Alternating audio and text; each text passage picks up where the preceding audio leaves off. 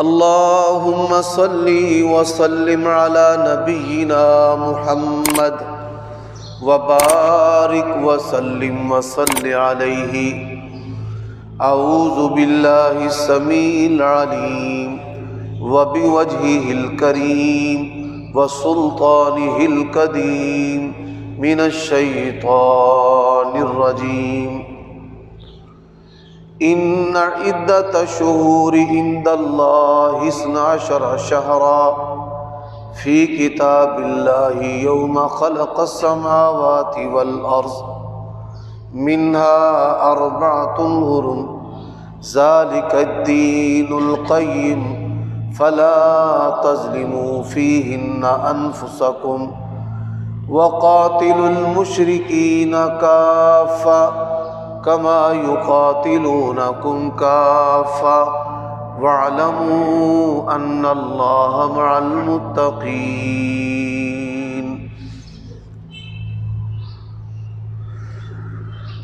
عیوب اور نقائص سے پاکیزہ تمام قسم کی حمد و ثنا اللہ وحدہ لا شریک لہ کے لیے، اور درود و سلام شفیع للمذنبین خاتم النبیین رسول کریم رؤوف الرحیم صلی اللہ علیہ وآلہ وسلم کی ذات اقدس پر.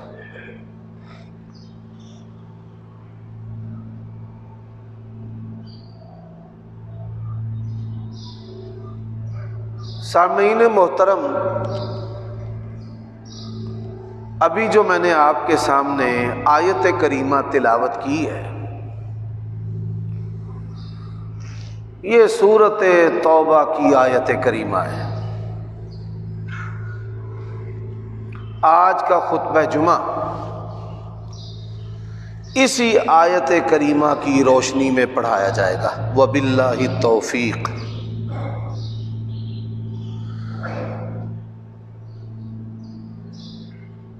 شعبان کا جو مہینہ ہے یہ رمضان کی تیاری کا مہینہ ہے.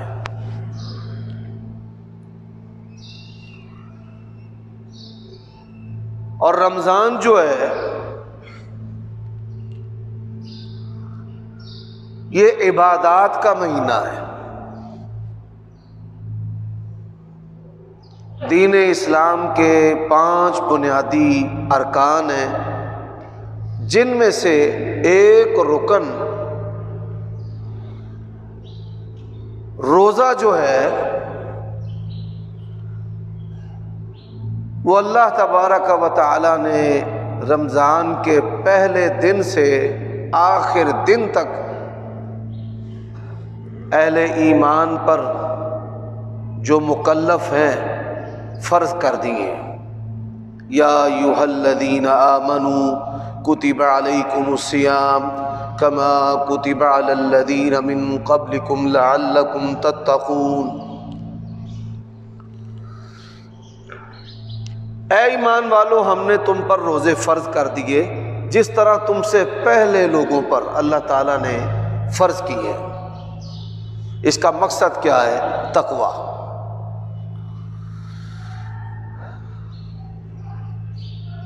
یہ جو آیت کریمہ میں نے آپ کے سامنے تلاوت کی ہے، اس کے آخر میں اللہ تبارک و تعالیٰ نے ارشاد فرمایا ہے وَاعْلَمُوا أَنَّ اللَّهَ مَعَ الْمُتَّقِينَ. یہ جان لو، اپنے ذہنوں میں بٹھا لو کہ اللہ جو ہے پرہیزگار لوگوں کے ساتھ ہوتا ہے. بنیادی طور پر جو پرہیزگاری ہے وہ 3 چیزوں کا مجموعہ ہے. اگر آپ کسی کی عبادات کو دیکھ کر اسے متقی پرہیزگار ولی اللہ سمجھیں گے تو یہ سنگین غلطی ہے. عبادات ان کا ایک مقصد ہے. وہ مقصد کیا ہے؟ عادات کو بہتر کرنا، اخلاق کو بہتر کرنا، آداب کو بہتر کرنا. یہی وجہ ہے کہ بڑے سارے لوگ نیکوکار ہیں، نمازیں بھی پڑھتے ہیں، اور ملاوٹ، دھوکہ، جھوٹ، فریب، ناحق طریقوں سے مال کماتے بھی ہیں اور کھاتے بھی ہیں. میں مسجد سے باہر کی مثالیں نہیں دیتا کہ لوگ نماز پڑھنے کے لیے آتے ہیں، جوتے بھی اٹھا لیتے ہیں، مسجد کی اشیاء بھی اٹھا لیتے ہیں، قرآن مجید کے نسخے جو مسجد کے لیے وقف ہوتے ہیں وہ بھی اٹھا لیتے ہیں. حالانکہ نماز کا مقصد کیا ہے؟ ان الصلاۃ تنہا عن الفحشاء والمنکر. نماز جو ہے وہ بے حیائی اور ان تمام کاموں سے روکتی ہے جو کام معاشرے کے اندر معیوب سمجھے جاتے ہیں، جن کو لوگ برے سمجھتے ہیں کہ یہ کام اچھے نہیں ہیں. اسی طرح نبی علیہ الصلوۃ والسلام نے فرمایا کہ روزہ جو ہے وہ ڈھال ہے.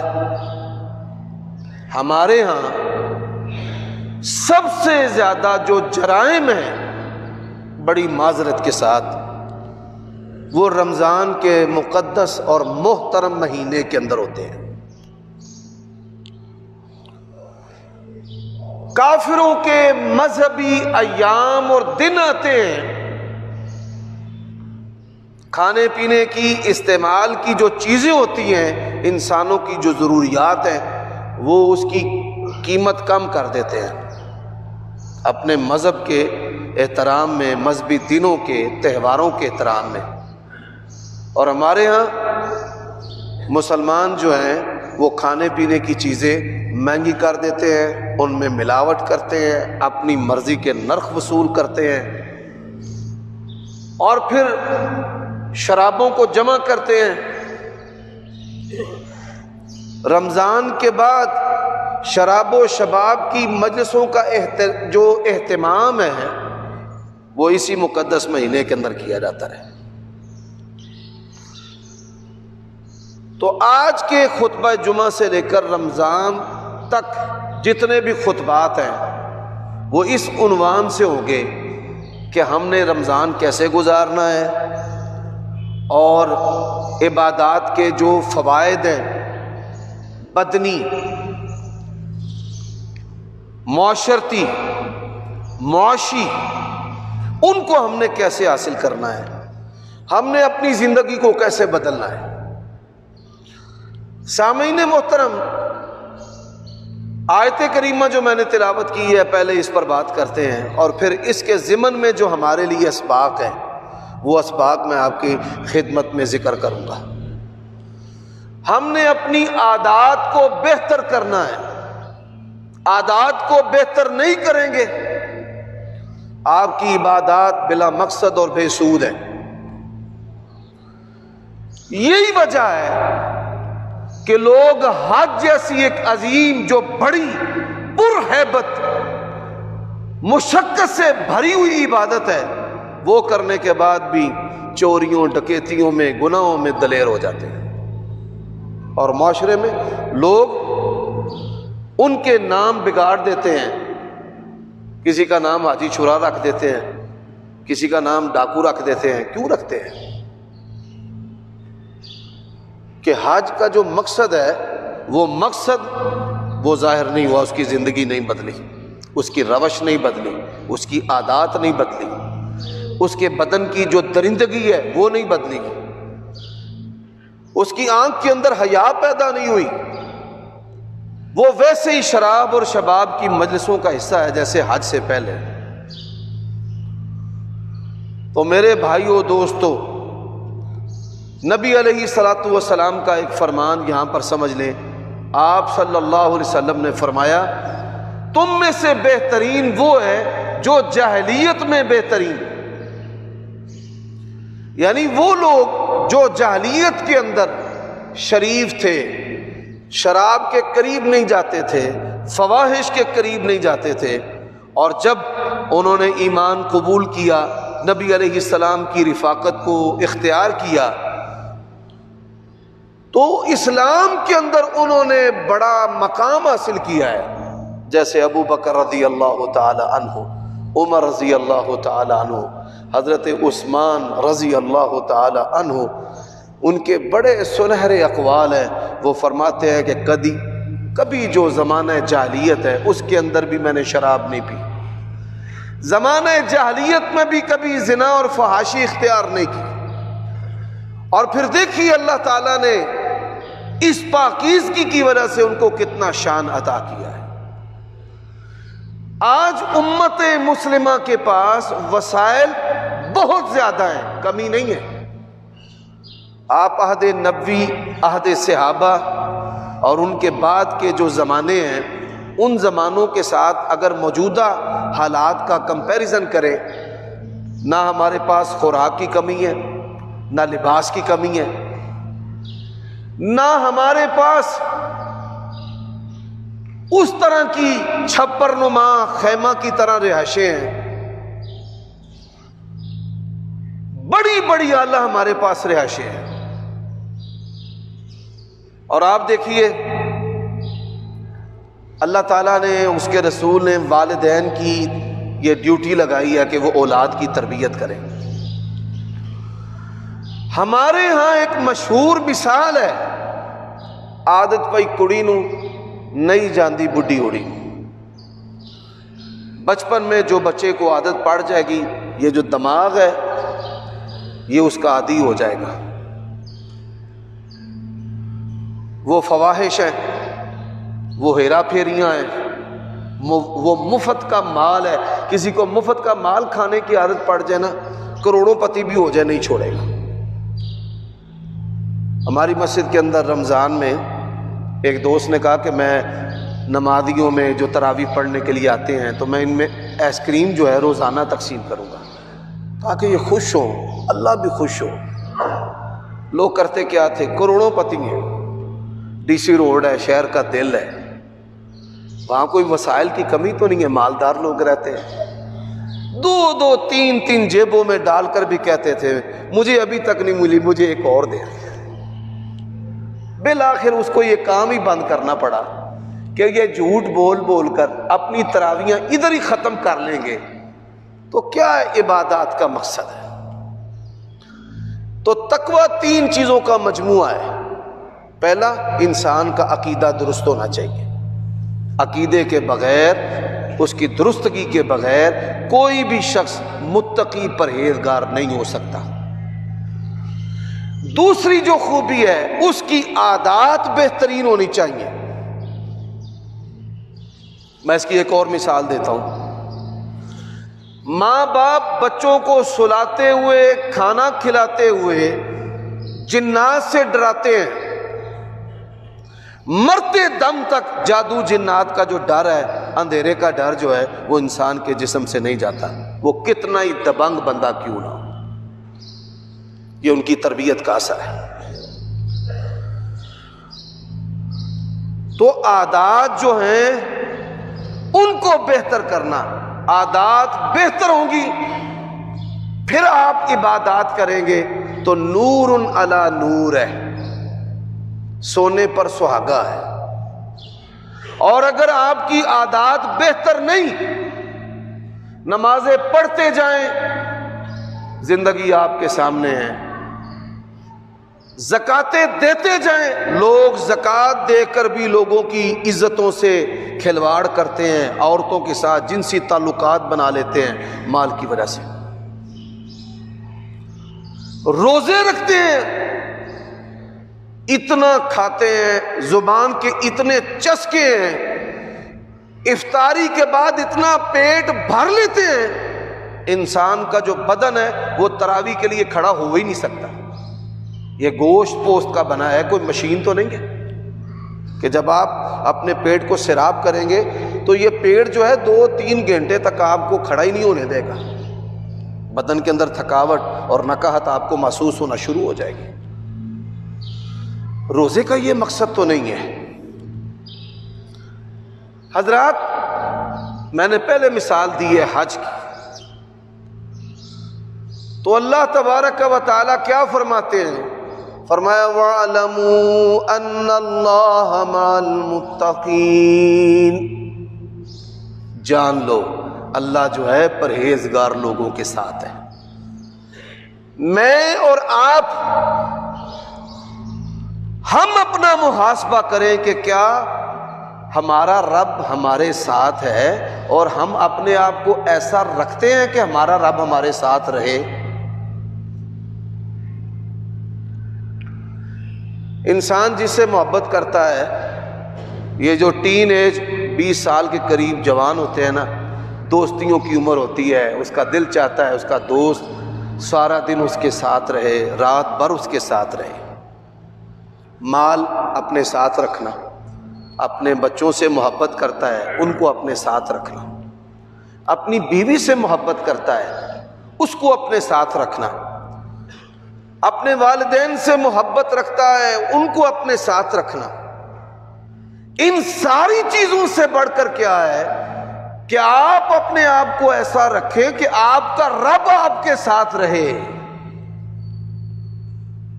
آؤ بھائی نماز پڑھ لو، کہتا میرے تو کپڑے نہیں ٹھیک، اگر کپڑے ناپاک ہے اللہ ساتھ رہے گا؟ آؤ بھائی نماز پڑھ لو، کہتا مجھ پر غسل فرض ہے میں نے غسل کرنا ہے۔ انسان ناپاک ہو رب ساتھ رہے گا؟ حرام کھائے رب ساتھ رہے گا؟ زنا کرے رب ساتھ رہے گا؟ آنکھوں سے بے حیائی کرے رب ساتھ رہے گا؟ بیوی پر بچوں پر ظلم کرے، کئی لوگ ہیں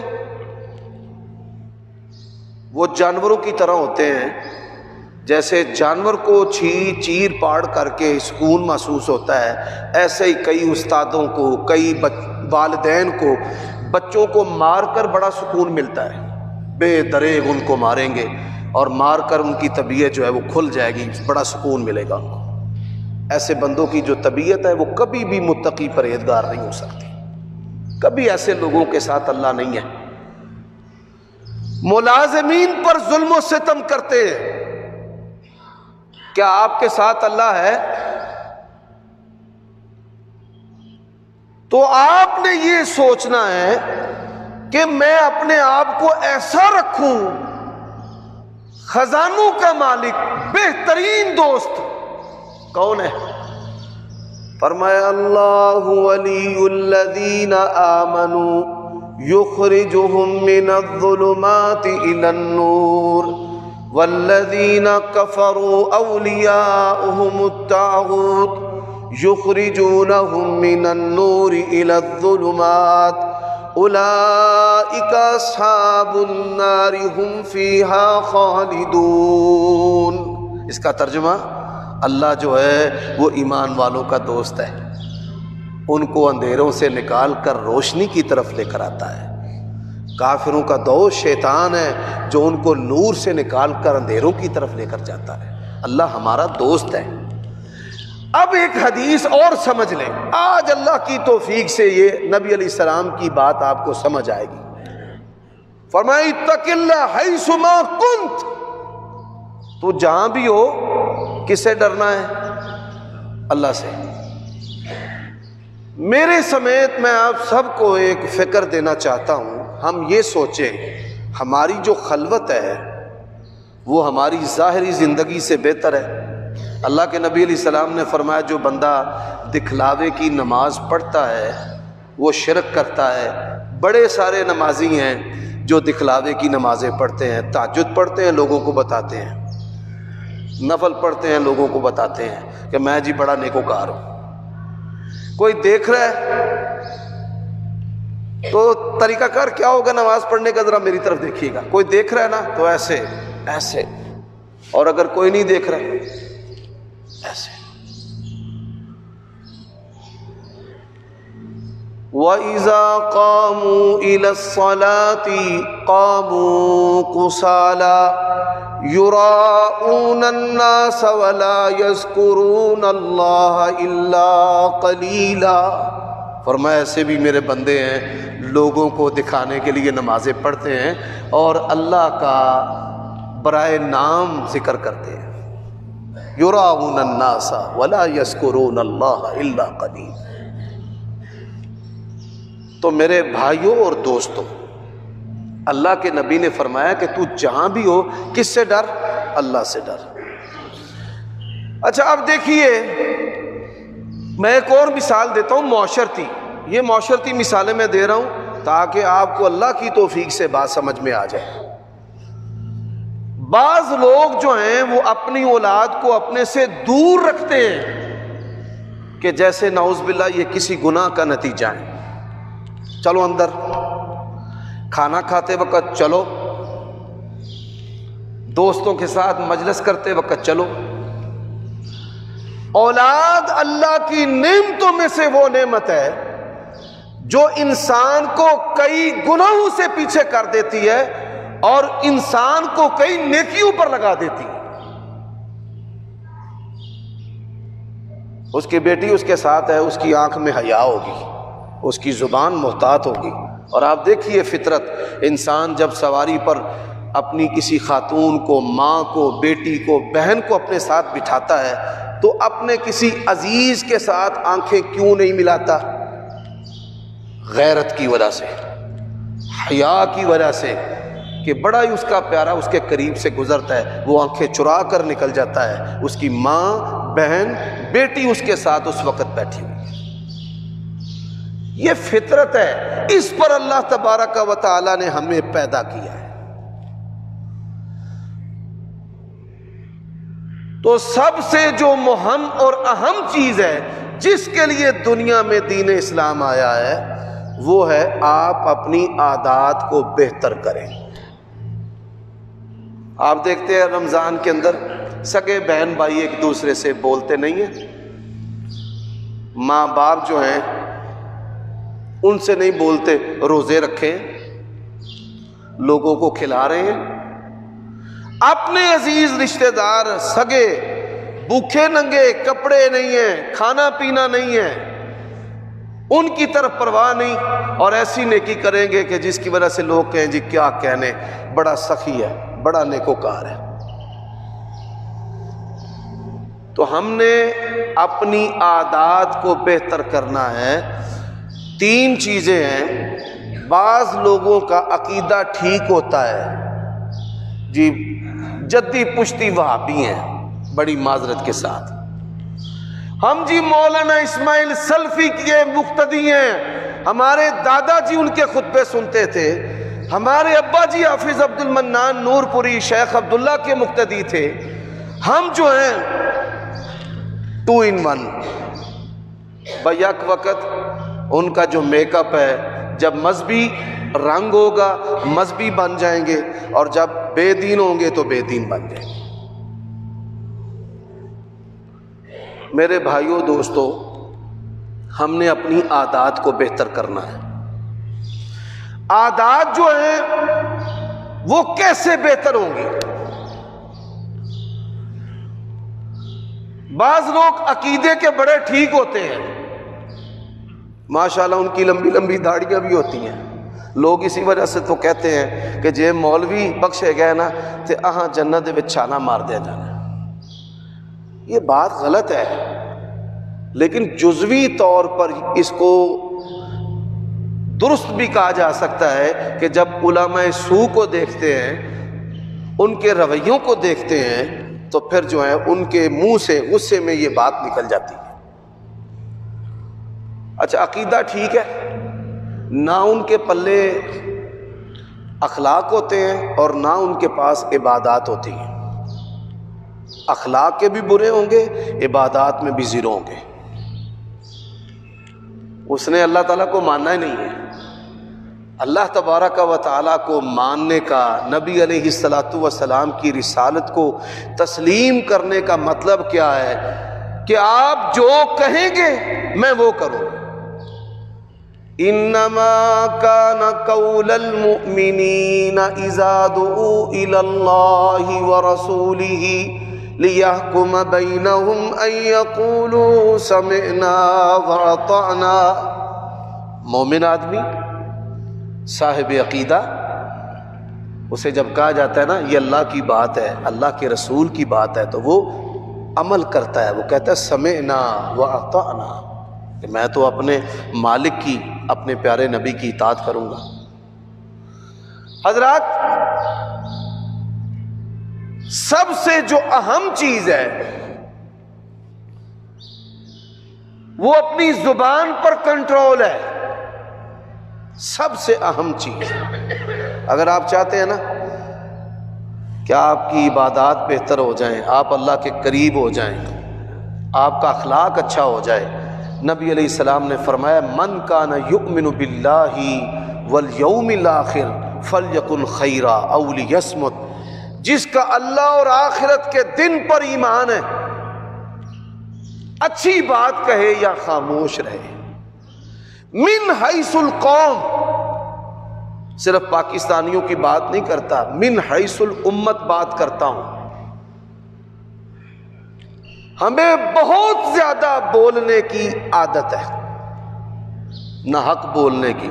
کئی لوگ ہیں وہ کبھی ڈاکٹر، کبھی سیاستدان، کبھی مفکر، کبھی فلاسفر، اور ادھر ادھر کی باتیں جو ہیں۔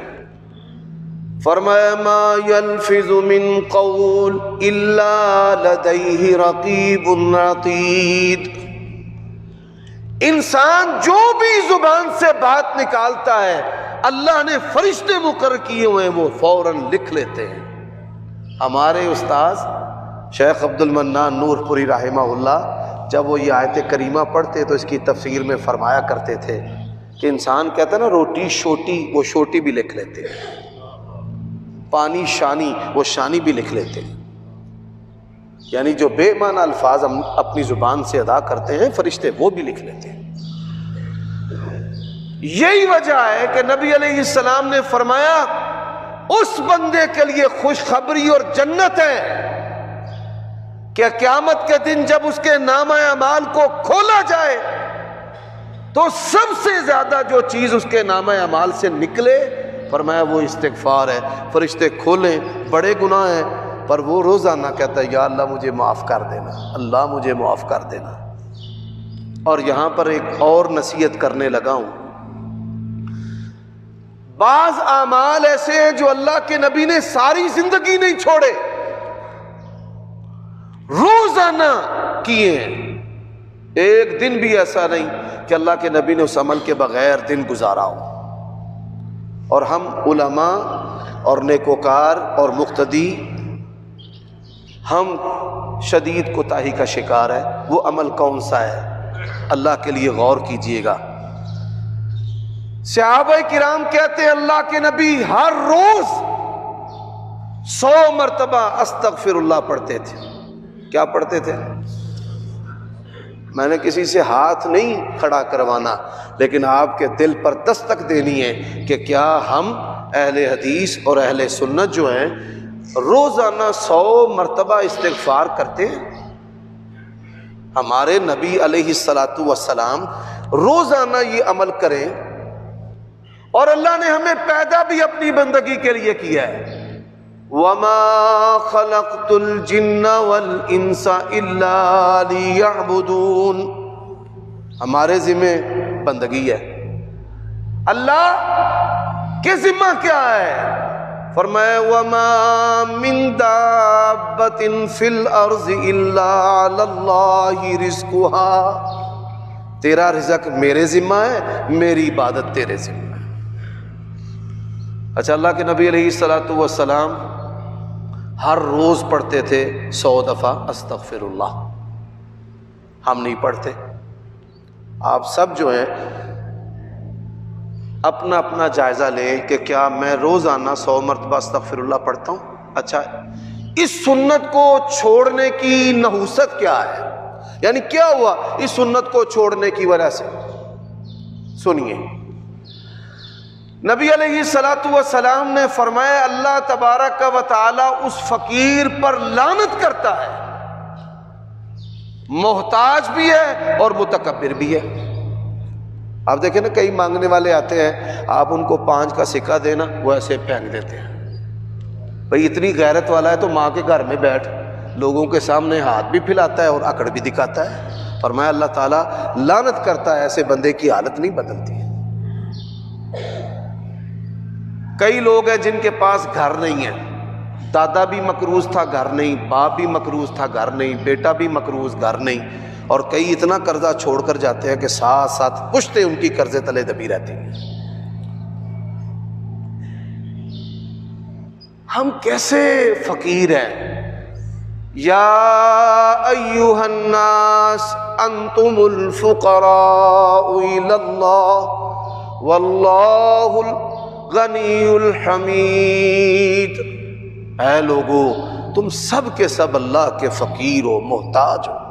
اچھا جی محتاج ہے، سنت کو چھوڑا، نقصان کیا ہوئے سنیں۔ اللہ کے نبی علیہ الصلوۃ والسلام فرماتے ہیں من لزم الاستغفار، جو بندہ استغفار اس کو پکڑ لیتا ہے، اختیار کر لیتا ہے، چھوڑتا ہی نہیں ہے۔ لازمہ کا معنی ہوتا ہے لازم کر لینا، چمٹ جانا اس کے ساتھ۔ یہ بات یاد رکھیں، آپ جب نبی علیہ السلام کی سنت کو چھوڑیں گے، ایسا قوم کے اندر غفلت ہے، امت کے اندر غفلت ہے، شاید کروڑوں میں چند لوگ ہوں جو روزانہ نبی علیہ السلام کی سنت پر عمل کرتے ہیں کہ ہم نے 100 دفعہ استغفار کرنا ہے۔ اچھا گھر میں بچے بھی جوان ہیں، بچیاں بھی جوان ہیں، اللہ کی قسم ہے اولاد بھی خوبصورت ہوتی ہے، رشتے نہیں ہو رہے، جتیاں ٹوٹ چلیاں نے، بچے بڑے بڑے قابل ہیں، پڑھے ہوئے ہیں، اللہ کا عجیب نظام ہے، اس کی قدرت کی جھلک نظر آتی ہے۔ کئی جو ہیں وہ حسن و جمال والے ڈھونڈتے ہیں، ان کو ملتے نہیں ہیں، کئی حسن و جمال والے ہیں، ان کو رشتے نہیں ملتے، کئی ملازمین سرکاری جاب والے ڈھونڈتے ہیں، ان کو نہیں مل رہا، اور کئی سرکاری ملازم اچھے رشتے ڈھونڈ رہے ہیں، ان کو نہیں مل رہے۔ یہ اللہ کی شان ہے۔ یہی وجہ نا اللہ نے کہا ہے انسان جب اللہ کے لنک کے بغیر، یہ بات یاد رکھیں، جس طرح تجارت میں لنک کے بغیر تجارت انسان کو گھاٹے کا شکار کرتی ہے نا، اسی طرح اللہ کے لنک کے بغیر آپ کوئی بھی کام کرنے کی کوشش کریں گے، اس میں نقصان ہوگا، گھاٹا ہی ہوگا، خرابی ہوگی۔ اللہ کے لنک کے بغیر رشتے کرتے ہیں ہم، اللہ کے لنک کے بغیر تجارت کرتے ہیں، اللہ کے لنک کے بغیر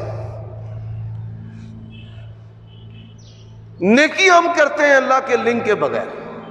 تو میرے بھائیوں دوستوں، اللہ تبارک و تعالیٰ کو لنک کرنا ہے۔ اچھا اولاد کے رشتے نہیں ہو رہے، کیوں نہیں ہوتے؟ کوٹھیاں بھی آپ کے پاس ہیں، مال بھی آپ کے پاس ہے، حسب و نسب بھی آپ کے پاس ہے، حسن و جمال بھی آپ کے پاس ہے، کیوں نہیں ہوتے؟ سبب کیا ہے؟ لنک نہیں ہے اللہ سے۔ وہ لنک کیا ہے کہ ہم نے 100 دفعہ جو روزانہ استغفر اللہ پڑھنا تھا وہ نہیں پڑھا۔ رسول اللہ صلی اللہ علیہ وسلم کیا فرماتے ہیں؟ فرمایا من لزم الاستغفار جعل اللہ له من كل ضیق مخرجا ومن كل ہم فرجا ورزقه من حیث لا يحتسب۔ فرمایا جو بندہ استغفار کرتا ہے اللہ تبارک و تعالی اس کو 3 نعمتیں عطا کرتا ہے۔ کتنی نعمتیں؟ 3۔ فرمایا جعل اللہ له من کل ضیق مخرجا، اللہ تنگیوں سے اس کو نکال دیتا ہے۔ یہ جو تنگیوں نے ڈیرے ڈالے ہیں نا تمہارے کاروباروں پہ، تمہارے گھروں پہ، اللہ کے بندو خود بھی استغفار کرو، اور اسی طرح اپنی اہلیہ سے بھی بولو استغفار، اپنی بیٹیوں سے بھی بولو استغفار۔ لوگ کہتے ہیں کہ بچیوں کا رشتہ کرنا ہے، تو میں نے کہتا ہوں اپنی بیٹی کو اور خود بھی استغفار جو ہے اس کو مضبوطی سے تھا۔ وَمِن كُلِّ ہَمٍّ فَرَجًا، اللہ جتنے بھی غم ہے نا ان سے نکلنے کا راستہ دے دیتا ہے، لے میرے بندے آ جا۔ اور تیسری بات وَرَزَقَهُ مِنْ حَيْثُ لَا يَحْتَسِبُ، اللہ ایسی جگہوں سے اس کو رزق دیتا ہے کہ وہم و گمان بھی نہیں ہوتا، اسے پتہ بھی نہیں ہوتا۔ میں آپ کو ایک مثال سناتا ہوں۔ میں خود نکاح پڑھانے کے لیے ایک جگہ پر گیا،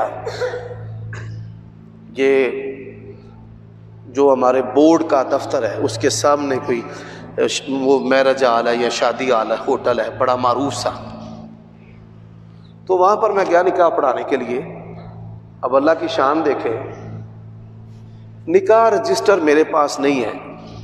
جو رجسٹرار ہوتے ہیں وہ الگ ہوتے ہیں، وہ نکاح درج کر لیتے ہیں. تو میں نکاح پڑھانے کے لیے گیا. اب ان کا باہم اختلاف ہو گیا.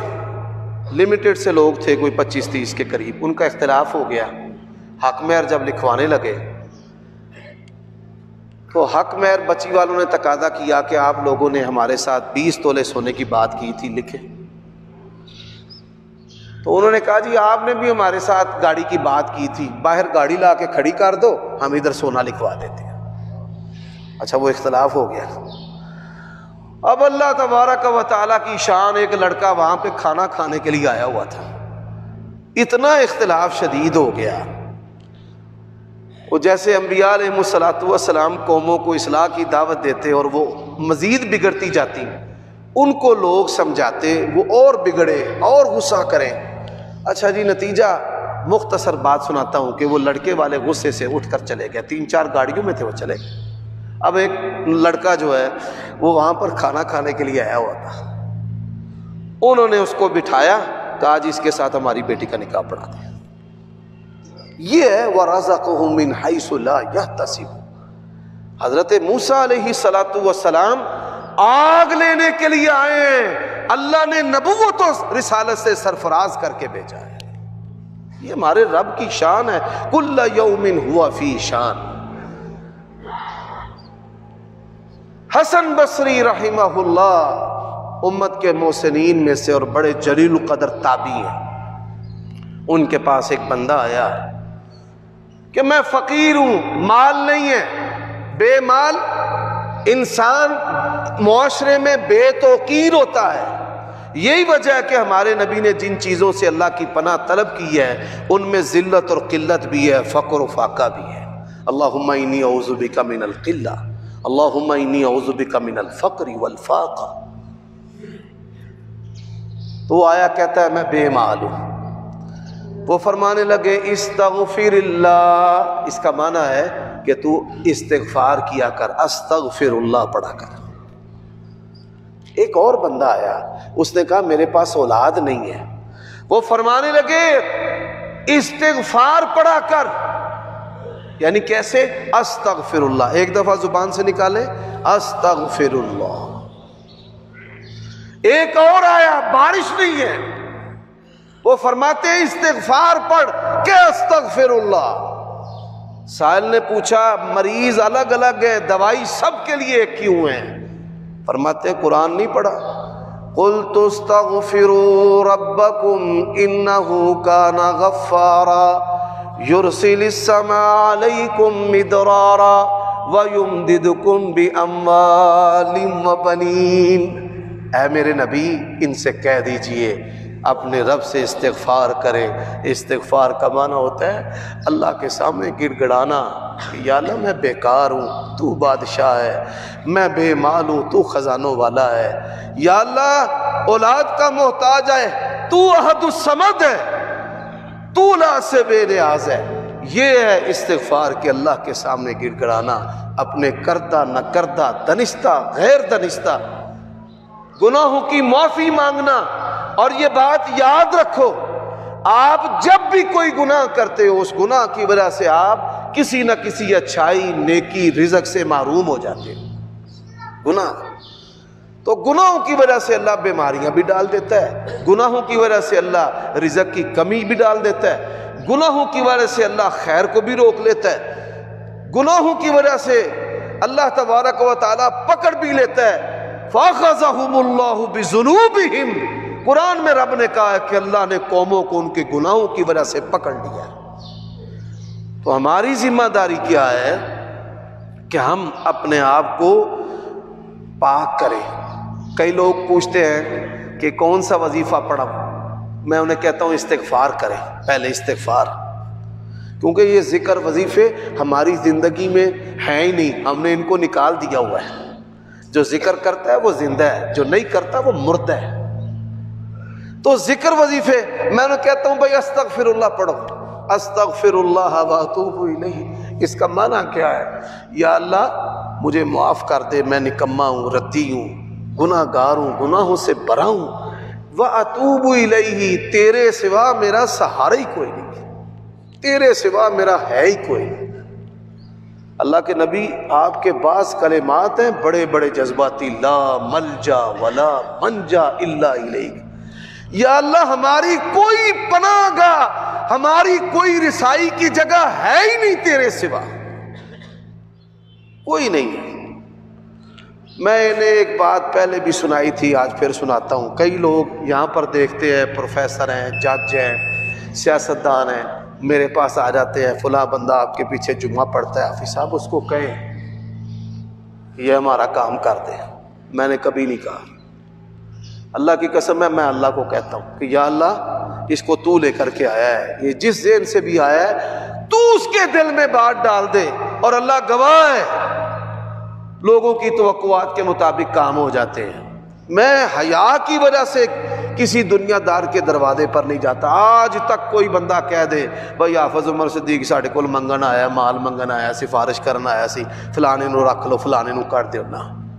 میں تو اسے دعا کرتا ہوں یا اللہ مخلوق سے بے نیاز کر دے اور اپنا مجھے محتاج اور فقیر بنا لے، کہیں جاؤں نہ تیرے دروازے سے اللہ اٹھوں۔ تو یہی چیز میں آپ کو سکھانے کی، بتانے کی کوشش کرتا ہوں۔ اللہ مجھے اور آپ کو عمل کرنے کی توفیق عطا فرمائے۔ وآخر دعوانا